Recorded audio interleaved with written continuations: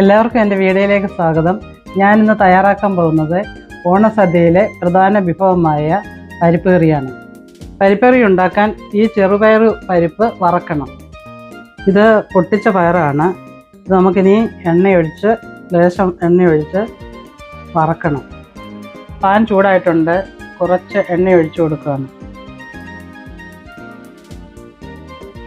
എണ്ണ ചൂടായിട്ടുണ്ട്. തീ ഇച്ചിരി കുറച്ച് വെച്ചിട്ട് നമുക്ക് ഈ പയർ അതിലേക്ക് ഇട്ട് കൊടുത്തിട്ട് നമുക്കിതൊന്ന് ഫ്രൈ ആക്കി എടുക്കണം.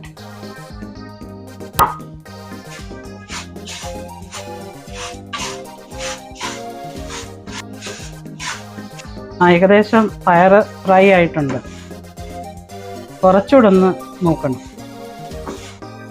ഈ പയർ ഫ്രൈ ആയിട്ടുണ്ട്. നമുക്കിനി ഗ്യാസ് ഓഫ് ചെയ്യാം.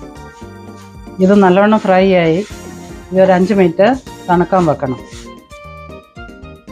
നമുക്കിനി കുക്കറിലേക്ക് ഈ ചെറുപയർ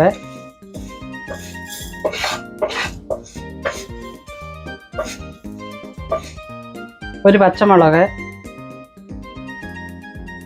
കുറച്ച് കരിയാപ്പില, 4 ചുമന്നുള്ളി. ഇനി നമുക്കിതിനകത്ത് 1.5 ഗ്ലാസ് വെള്ളം ഒഴിക്കാം.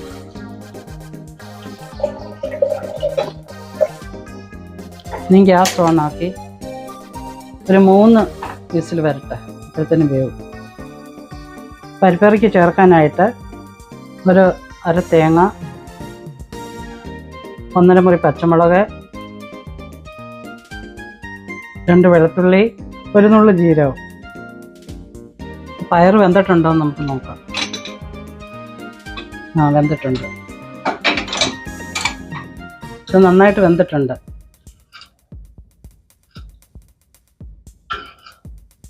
ഇതിലേക്ക് ഇതിന് തേങ്ങ അരച്ച് വെച്ചേക്കുന്ന ജീരകവും വെളുത്തുള്ളിയും പച്ചമുളകും എല്ലാം അരച്ച് വെച്ചത് ഇതിൽ ചേർത്ത് ജസ്റ്റ് ഇളക്കണം.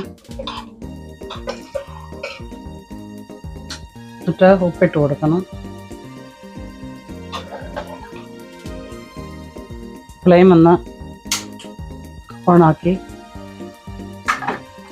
ഇളക്കി കൊടുത്തിട്ട് പച്ചമണമൊക്കെ ഒന്ന് മാറുമ്പോൾ തീ നിർത്തി വെക്കണം. അങ്ങനെ പരിപ്പ് കറിയെല്ലാം റെഡി ആയിട്ടുണ്ട്. നമുക്കത് കടുക് വറുക്കാം.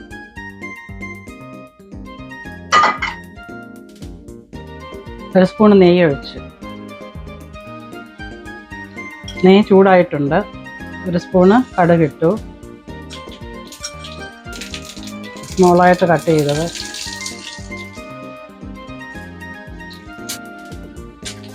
ഇതിലേക്ക് ഒരു വറ്റൽമുളക് ഇട്ടു.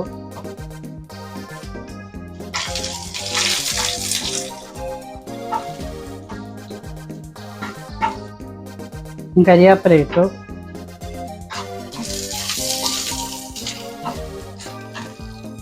ഉള്ളിയും കരിയാപ്പില എല്ലാം ഒന്ന് ഏകദേശം ഒന്ന് ഫ്രൈ ആയിട്ടുണ്ട്.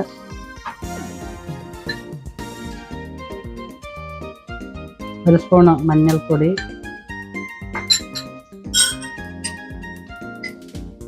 ഒരു സ്പൂൺ വേണ്ട, 1/2 സ്പൂണ് മുളക് പൊടി. ഇത് മിക്സ് ചെയ്യണം. നേരത്തെ ചിലർ പയറൊക്കെ വേകുമ്പോൾ തന്നെ കുറച്ച് മഞ്ഞൾപ്പൊടിയൊക്കെ ഇടാറുണ്ട്. ഞാനിട്ടില്ല. പിന്നെ അവരുടെ ഇഷ്ടത്തിനനുസരിച്ച് ഇട്ടാൽ മതി. ഇതെല്ലാം ഫ്രൈ ആയിട്ടുണ്ട് ഉള്ളിയൊക്കെ. ഇനി ഇതിനകത്ത് പരിപ്പ് കറിയിലേക്ക് ഇടാം.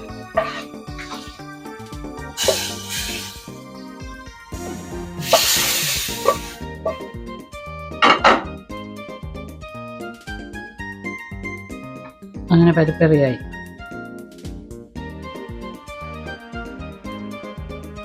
അങ്ങനെ പരിപ്പ് കറി റെഡി ആയിട്ടുണ്ട്. നിങ്ങളെല്ലാവരും ഇതുപോലൊന്ന് ട്രൈ ചെയ്ത് നോക്കുക. പിന്നെ എല്ലാവർക്കും ഇഷ്ടപ്പെട്ടെങ്കിൽ ലൈക്ക് ചെയ്യുക, ഷെയർ ചെയ്യുക, സബ്സ്ക്രൈബ് ചെയ്യുക. Thank you.